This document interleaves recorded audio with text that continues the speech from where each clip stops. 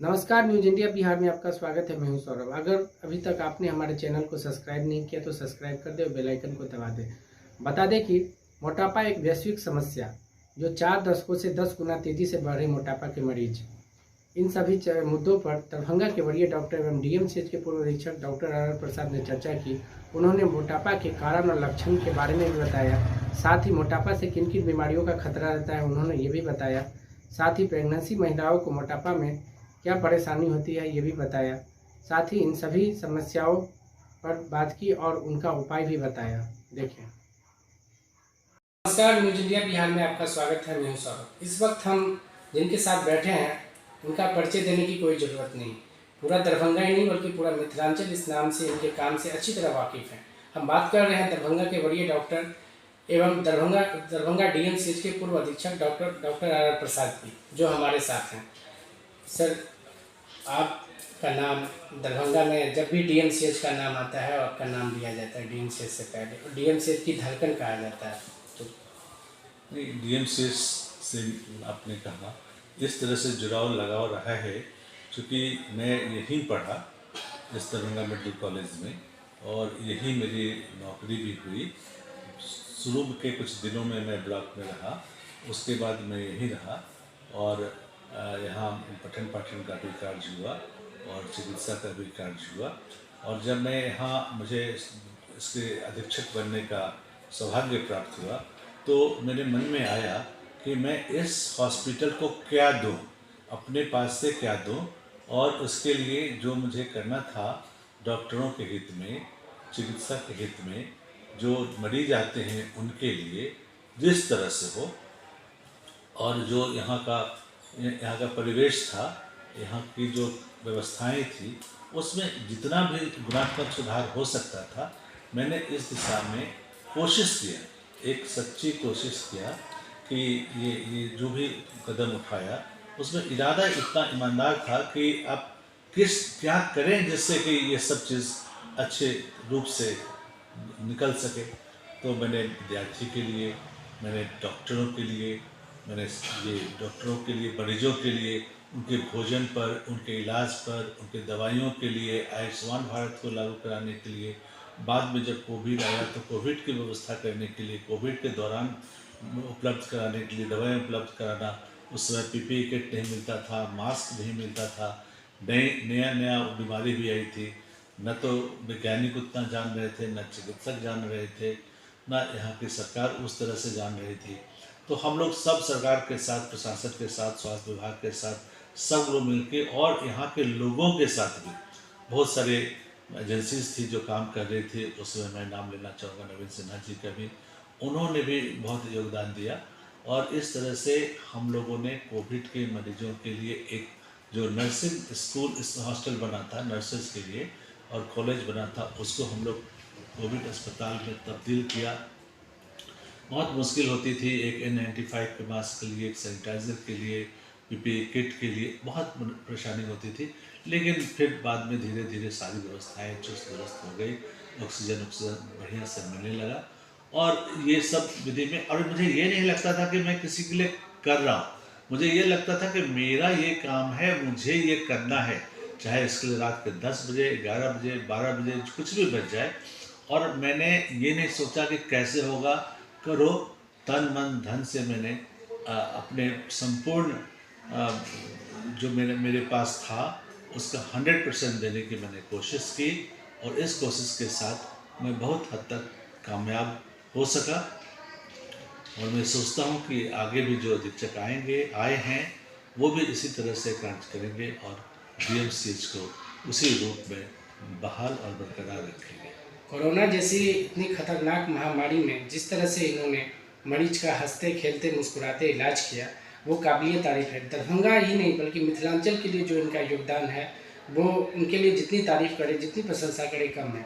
Sir, एक सवाल है, बहुत सारे लोग बोलते हैं कि आपके जाने के बाद डीएमसीएच ही एक मरीज बन चुका है, हॉस्पिटल ही एक मरीज बन गया है, मरीजों जैसी हालत हो गई है हॉस्पिटल की। ये सर नहीं, अधीक्षक तो परिश्रम के साथ सारा कार्य करते हैं और करना भी चाहिए, और हमारे जो स्वास्थ्य विभाग है वो भी इस पर ध्यान दे रहा है।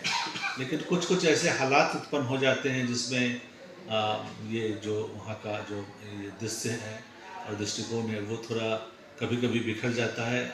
दिन कुछ अभी हादसाएँ हो जाती है तो इस समय में कुछ परेशानियाँ होती हैं, जिसको कि जो यहाँ का प्रशासन है वो कुशलता से निपटने की कोशिश करता है, करना भी चाहिए और इसमें सभी लोगों का योगदान भी होना चाहिए। मैं समझता हूँ कि इसमें समाज को भी आगे आना होगा, क्योंकि कोई भी डॉक्टर या कोई भी विद्यार्थी मेडिकल कॉलेज का जो छात्र है वो किसी न किसी परिवेश से आता है, किसी न किसी परिवार से आता है। तो वो परिवार भी देखे कि हमारे घर का लड़का अगर मेडिकल स्टूडेंट है तो उसका भी जो व्यवहार है वो उसके अनुरूप होना चाहिए। उनके परिवार का भी उतना ही महत्व, हमारे जो समाज है उसको भी इसी तरह से देखना है कि हमारे घर का लड़का, हमारे मोहल्ले का लड़का, हमारे समाज का लड़का जब मेडिकल कॉलेज में नामांकन लेता है तो उसे उसी तरह से व्यवहार करना होगा जो चिकित्सक के लिए, चिकित्सक होने के लिए पैमाना तय किया गया है। अगर ऐसा करेंगे तो इस तरह की बात नहीं होगी।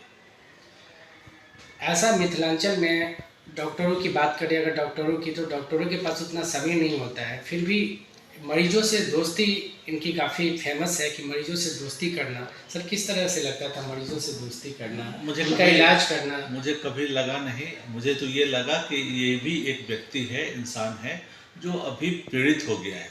तो उसमें हम लोग जब पढ़ते थे उससे मुझे बताया जाता था कि आपको मरीज के अटेंडेंट को, हाँ, मरीज के रोग का, सबों का इलाज करना होता है, सिर्फ मरीज के रोग का इलाज नहीं।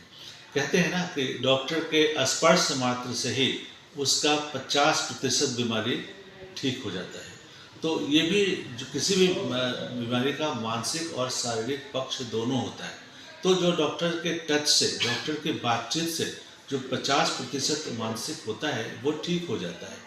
तो 50% जो उसका शारीरिक होता है वो दवाएं ठीक करती है। अगर हम उस तरह से अगर मरीज को देखते हैं, एक हाथ से उसके कंधे पर रख देते हैं, तो हमें लगता है कि ये बहुत ही अच्छा होगा। कि मरीज को लगता है कि ये डॉक्टर सिर्फ डॉक्टर नहीं है, ये हमारे लिए हमारा दोस्त भी है, हमारी बीमारी को पहचानता है, ये जो इलाज करेगा उससे मैं ठीक हो जाऊँगा। कहीं ना कहीं मानसिक रूप से स्वस्थ हो जाते होंगे। बिल्कुल 50%। बिल्कुल 50% ठीक हो जाना बहुत है, और डॉक्टर पर उसका विश्वास भी होता है कि इस तरह से अगर हमको डॉक्टर देखते हैं तो मैं निश्चित ठीक हो जाऊंगा। तो ये भी एक पक्ष होता है। डॉक्टर को ये भी देखना है कि इसकी दवाइयाँ इसको मिलती हैं कि नहीं, कहाँ परेशानियाँ आती हैं। मुझे तो याद है अपने दिनों का, जब मैं इंटर्न होता था तो खुद अपने स्कूटर को लेके जाता था, उसका इंडेंट ले करके आता था, और मरीज को जब अपनी दवाइयाँ नहीं, मैं जब उन्हें दवाइयाँ देता था हॉस्पिटल का ही लाया हुआ, तो मुझे बड़ा सुकून मिलता था, बहुत खुशी होती थी। अभी भी मेरा ये रहा कि मरीजों को किस तरह से दवा भी मुहैया कराया जाए। अगर कुछ इधर कुछ कमी बेसी होती थी तो मुझे बहुत ही, मैं एक रोटेरियन भी हूँ, मुझे आत्मिक संतोष होता था कि अगर मैं कुछ अपने पास से भी दे सकूँ तो इसमें मुझे बड़ा ही आनंद आता था। तो आपने सुना कि एक ऐसा मिथिलांचल और दरभंगा मिथिलांचल के एक ऐसे डॉक्टर जिनके जाने के बाद मरीज भी काफ़ी मायूस हो गए, डीएमसीएच के सारे स्टाफ मायूस हो गए, और आज भी लोग सुबह उठते हैं तो इनसे मिलने के लिए बहुत सारे लोग आते हैं और ये अपना कीमती टाइम निकालते हैं, उनसे बात करते हैं। कई सारे मरीजों को एक दोस्त की तरह, एक हमदर्द की तरह इलाज करते हैं। तो सर कई सारी समस्याओं से सर हमें अवगत कराते हैं और उनकी परेशानी और उनके उपचार के बारे में बताते हैं। तो सर आज हम जानना चाहते हैं कि एक ही ऐसी समस्या है मोटापा, जो 4 दशकों से लगभग 10 गुना तेज़ी से मरीज इनके बढ़ रहे हैं। तो क्या कारण है सर? और देख, मोटापा की जो बात की, कारण और लक्षण सर जानना। हाँ, मोटापा का जो की परिभाषा है कि अगर उसका वेस्ट कमर उसका बॉडी के रेशियो से तुलना में अगर बढ़ जाता है तो मोटापा होता है। उन्हें चर्बी का अधिक हो जाना, जो अक्सर कमर पर, पेट पर, पीठ पर, कंधों पर फैल जाता है। तो इस तरह से चर्बी का अधिक हो जाना मोटापा को जन्म देता है। और जब मोटापा हो जाता है, ये आनुवांशिक भी हो सकता है और इन्वायरमेंटल भी हो सकता है, मैंने जो हम खाने पीने और अपने वातावरण से जिसको लेते हैं, एक आनुवांशिक भी होता है। तो हमें ये देखना चाहिए कि मोटापा हो गया तो क्या होगा। मोटापा ये अपने आप में बीमारी जो है लेकिन ये बहुत सारी बीमारियों को जन्म देता है। मोटापा आपकी इसको बढ़ाता है। मोटापा डायबिटीज़, ब्लड प्रेशर, हृदय रोग, इन सबों को ये जन्म देता है। और अगर है तो ये साथ साथ रह करके उसे आगे बढ़ाता है। तो हमें जड़ पे ही तो एक मेटाबॉलिक सिंड्रोम होता है। मेटाबॉलिक सिंड्रोम में मोटापा भी है, ओबेसिटी भी है, दूसरा डायबिटीज मेलाइटस है, तीसरा हाइपरटेंशन है, क्रोनिक हार्ट डिजीज़ है, कार्डियक डिजीज़ है। तो ये सब मेटाबॉलिक सिंड्रोम में आता है।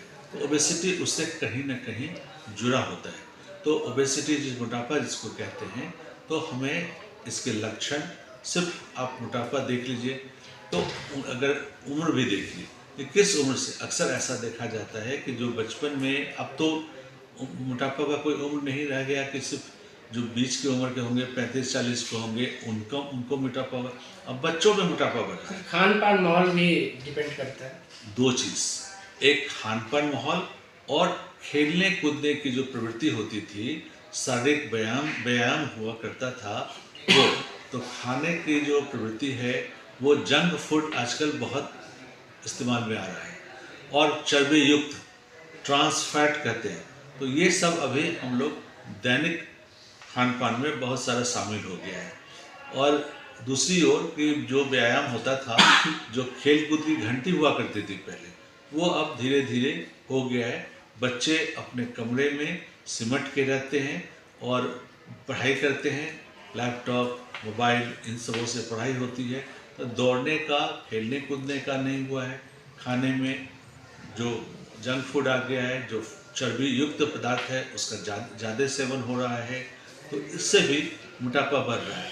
ये तो बड़े लोगों में क्या हो रहा है, जो बैठ करके हम लोग काम कर रहे हैं, बैठ के काम कर रहे हैं, 8-8 घंटे हम लोग बैठते हैं, तो इस सीडेंट्री लाइफ स्टाइल हो गया। बैठ के जितना कैलोरी अगर हम लेते हैं, उतना कैलोरी अगर खर्च कर देते हैं, तो वो समझिए मोटापा नहीं होगा। लेकिन आवश्यकता हमारी 2000 कैलोरी की है और हम 3000 या 4000 कैलोरी का भोजन लेते हैं, तो उससे हमारा भोजन जो है सो 2000 कैलोरी नित्य दिन हमारे शरीर में जमा होता है।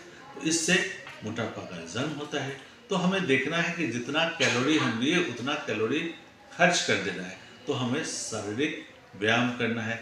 बहुत सारे चीज़ अपने हमारे खानों में, उसे जैसे रेड मीट नहीं लेना है, डेयरी प्रोडक्ट नहीं लेना है, गाय के दूध का बना या किसी भी दूध का बना हुआ, उससे परहेज रखना है। चर्बी युक्त खाना से परहेज रखना है।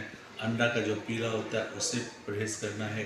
इन सब चीज़ों से, और देखना है कि हमारी कैलोरी क्या है और हम उस हिसाब से कितना खाते हैं, उसका कैलोरी हमें देखना है, और हमें उतनी कैलोरी को खर्च भी करना है। तो सर ने बताया कि मोटापा से किन किन बीमारियों का खतरा बढ़ा रहता है और इसके उपचार के बारे में बताया। सर एक चीज़ और पूछना चाहते हैं, मोटापा से प्रेगनेंसी में महिलाओं के लिए कितना खतरा है? देखिए, मोटापा से तो पहला चीज़ ये, मोटापा युक्त महिलाओं को बहुत सारी चीज़, आजकल ओवेरियन सिस्ट का उसकी समस्या हो रही है। तो प्रेगनेंसी होने में भी, मतलब कंसीव करने में भी, उसे प्रेगनेंसी लेने में भी परेशानी होती है। और प्रेगनेंसी अगर हो गया है तो ऐसे लोगों को डायबिटीज़ होने की भी संभावना ज़्यादा रहती है, आशंका, क्योंकि उसे जेस्टेशनल डायबिटीज़ कहते हैं। तो ये भी खतरा होता है, और आगे भी बहुत सारी परेशानियों का बच्चा होने में, सब चीज़ में मुसीबत हो सकती है, परेशानी हो सकती है। तो हमें जब अपने शरीर को इस अनुकूल बनाना है कि जिससे कि हमारा जो कंसीव करना है वो भी ठीक रहे, बच्चे जब गर्भ में रहते हैं तो उसका भी, उसे भी न्यूट्रिशन मिलना चाहिए, और बच्चे को के होने में भी कोई परेशानी नहीं हो, इस तरह का हमें अपने शरीर को रखना है। और उस समय में भी, जिस समय गर्भवती महिला होती है, उस समय भी कुछ हल्के फुल्के व्यायाम हैं जो उन्हें करना चाहिए, उससे प्रसव में भी आसानी होती है। तो आपने सुना कि मोटापा कितनी बड़ी समस्या बन सकती है। तो सर ने कहा कि मोटापा से बचने के लिए संतुलित भोजन और बयान की सख्त ज़रूरत है। देखते रहिए न्यूज़ इंडिया बिहार।